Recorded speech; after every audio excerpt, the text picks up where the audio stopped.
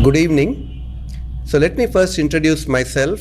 My name is Dr. Venkatesh Prajna, and I'm the academic director of the Aravind Eye Care system. And my main responsibility is towards ensuring a good academic educational program for the residents in ophthalmology, also called as the postgraduates in ophthalmology.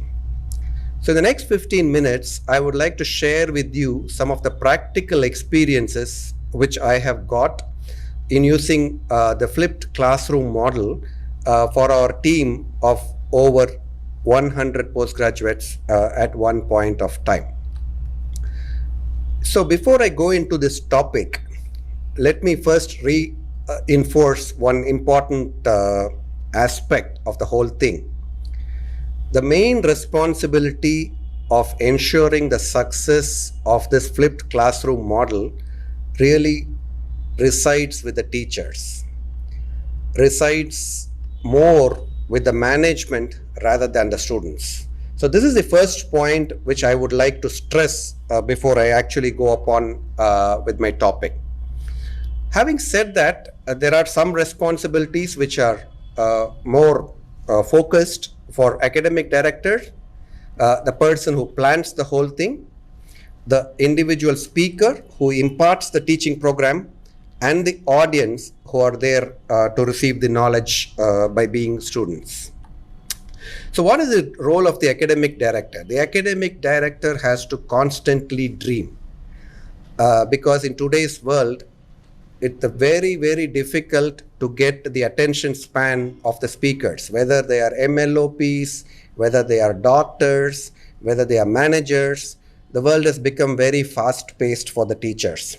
So you need to really know how you can impart knowledge within a specified amount of time. So you have to be very professional in your approach. You have to be very open to change, but you have to constantly champion the cause because once again, I repeat, your main resistance is not going to be from the students, it is going to be from the teachers. And you have to give very, very clear instructions, and I will follow it up with few examples. So as I said, feedback. Feedback is very important. People will try to please you when you want to do something new, but that might not be the truth. So it's always better to get the stakeholders' perspective. Here, the stakeholder is also the teacher. The stakeholder is also a student. So as an academic director, for me, I try to get as many independent feedbacks as possible. So what is the speaker's responsibility? The speaker's responsibility is to rehearse to the minute.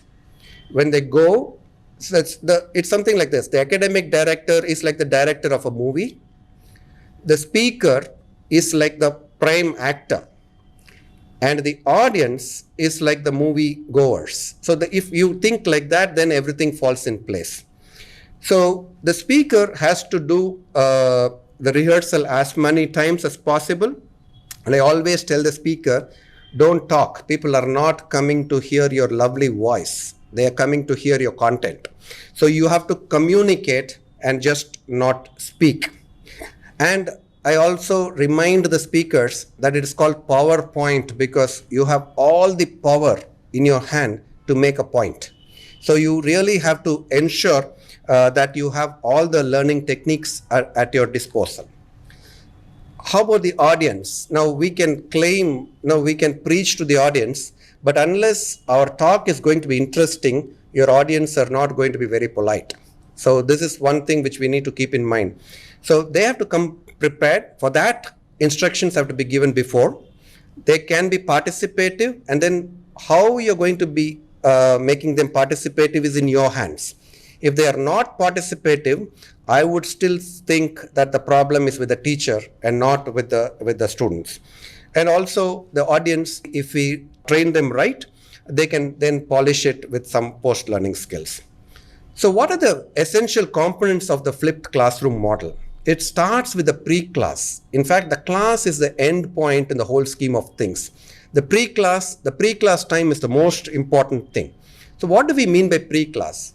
We give adequate time before the class. Suppose, let's say that I'm going to have the class next Thursday. My pre-class communication should go this Thursday. at least 7 days before time, so that they are participatory, they are ready to be a part of the whole scheme of things. And then there are multiple modes of pre-learning. So we have to also offer what is perceived to be useful for them. So whenever I say to the speaker, I tell them at the end of your talk, you also tell them that this is what is going to be asked in the examination. So you can impart knowledge to your heart's content. But for the student, what they really want is to how to pass the exam. So you should know what their needs are, and you should tailor the class to that, what they expect it from. And videos also should be practical oriented. How should be the class? The class should not be a monologue, and that is why we are calling it as a flipped classroom model. The teacher becomes the learner becomes the teacher. That's why the whole scheme of flipped classroom model. We can have a short theory followed by a video, followed by questions, conversation. So as I said, I'm ascribing it to a movie. So in a movie, you have the main plot, you have some comedy scenes, you have some stunt scenes, you have some tragedy scenes. You have to mix it together to make a movie which is appreciated. So there should be really a passion for the academic director, and that should be imparted to the teacher. Unless that is going to be done, this is never going to be going to succeed. I'll just show you some example. This is precisely in our department. We have classes every 15 days, and all classes are based on flipped classroom model. So what I'm talking to you today is based on a practical model of imparting teaching to 100 postgraduates or 100 residents at one point of time. So let me say, so here I've just, this is the part of the communication which I send. The academic director sends to the students. The teachers are copied. So the academic director takes the responsibility. As I said, he's a movie director. The success of the movie really depends not only on the actor, but on the director who knows the larger picture. So this is the email. The email goes from the director, not from the speaker. So, and then let me just read through this. This is an email where we are asking the students actually to study all the materials. We send materials, and I'll show you the email of the materials which we send. And also a responsibility is actually thrown to the student. Very clearly they are told that every student will be questioned individually. So a very polite way of telling them that if you're not going to prepare, you are going to regret it. So it's very, very clearly explained. So this instructions is very important.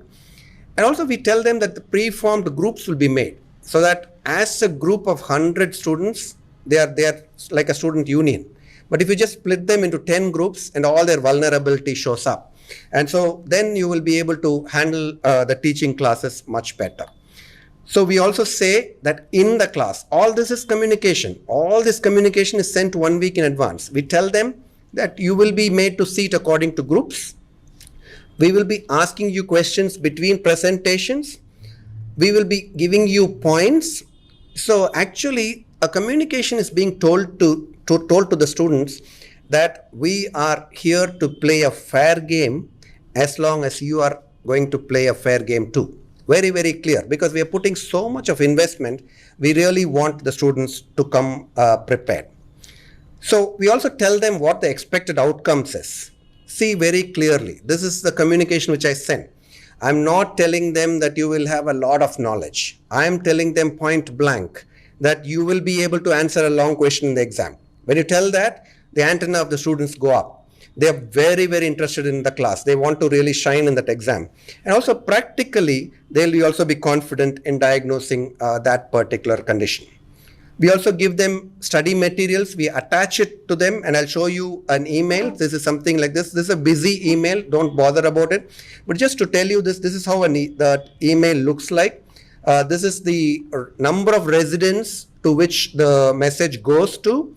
And all these are articles which are actually attached with the main mail, so that they'll be able to see and read.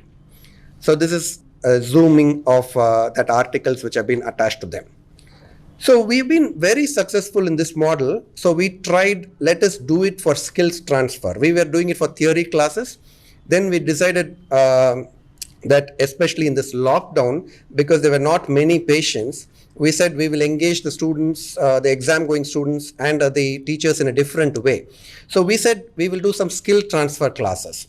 That is, we did some skill transfer classes in retina, in glaucoma. For example, glaucoma, very clearly we said we will transfer skills in these 5 investigations, like OCT, like fields, like tonometry. It was just a skills transfer, and I'll just explain to you how we did this. So for this, we were very clear that we will have only 2 residents per session. There used to be 4 teachers for these 2 residents. Again, a flipped classroom model. The teachers are more than the students. This situation arose because of this COVID pandemic, and since we had a lot of time. So again, this is the email which again was sent to every 2 PGs received it. And then so many video links were given in that email.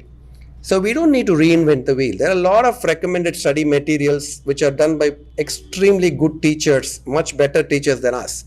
So we need to compile them and give it to them on a platter so that they use it and they come to the class. So these are like, so the student were expected, those 2 students were expected to see 8 videos before they come to the class.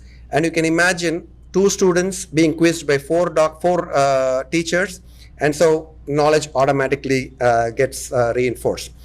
And the session details were actually given to the minute. We were very clear that 2 to 6 will be the time period, because it is just going to be only for 2 people. So you don't need to really have a 1 month posting, a 15-day posting. So it was just, the whole thing was imparted, starting with the pre-test, starting with observation, starting with interpretation by the postgraduate. The postgraduate becomes the teacher. He teaches the teachers. And then he sort of learns by that teaching. But since it's just 2 people, everybody has to come prepared for the class. So let me just read this from a trainer. I was very heartened. As an academic director, as I said, feedback, feedback, feedback. So the trainer says, "Good evening, sir. Today, Dr. So-and-so attended the PG teaching module. One person excelled very well in the pre-session assessment as well as during interactive session. The other person too performed well but couldn't answer few questions." So this is a very diplomatic way of telling me that one person was prepared and the other person was not prepared. So this is the importance of getting a feedback. At the end of the session, both of them confidently interpreted all these things. But see this line which I've highlighted in yellow. The teacher feels really excited to see both of them coming up. The teacher has never had this experience. The teacher was always talking to a silent class before. So here the teacher says she's very excited to see them coming with many intriguing questions during the session. So this is from the trainer's feedback. And see the trainees' feedback. So I don't trust the teachers alone. I also want to know whether the customers or the movie goers, were they happy with my movie? So that is why I get the trainees' feedback. And here everything is fine. You have to read between the lines. And he just saying, we attempted doing B scan. So this tells me that the students were not given a choice to do a full scan. Either the patient was not cooperative, or the teachers were impatient, or the students were not proactive enough. So this tells me that in the next class, I need to make sure that they actually do. There's no point in doing attempted doing. So again, you have to be really careful about the feedback. So the pediatric department went ahead, and then they also did, this was not based on my suggestion, they took the initiative. This is what happens. It's like a ripple effect. You just throw a stone into the water, the ripple gets broader and broader and broader, and then everybody comes with their own ideas. How did the module good? So anything with green and rows are good. Anything with level, this thing was, you have to be careful. So at the start of the course, you don't see much of green, hopefully. And then over as the course goes on, then greens become more. Then again, the responsiveness of the tutors, whether they were clear, whether they stimulated student interest. We did an anonymous feedback mechanism, and we presented it back to the teachers also. Again, about the course content. I'm not going into the details. I'm just going into the process which is built upon this thing. So to conclude, the whole thing is about commitment. The whole thing is about willingness to change. The whole thing is to be ready to learn from other sources. The whole thing is to be receptive to feedback. The whole thing is to practice smart working. But the only difference, we are asking the teachers to do all these things.